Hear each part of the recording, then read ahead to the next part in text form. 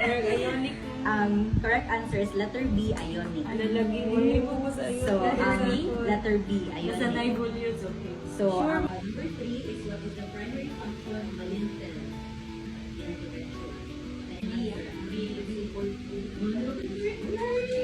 Letter B is to support weight of the building. A lintel is a horizontal structure element placed above the door, window, or other opening to bear the load of the structure.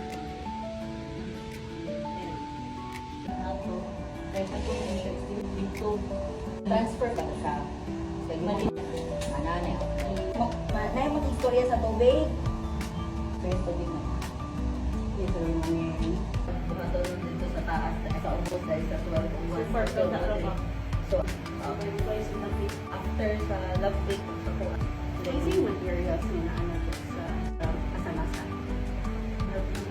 Nag-study material. O katusang mga kwan, mga si Forlings, para sa roof. Dahil may na lang ang CHD, may na lang po ang swimming pool. Ako gibaligyan ni Grace, lagi kinahal sila dito. Baka naman. 142? Bagal dito. 1 inch, uy.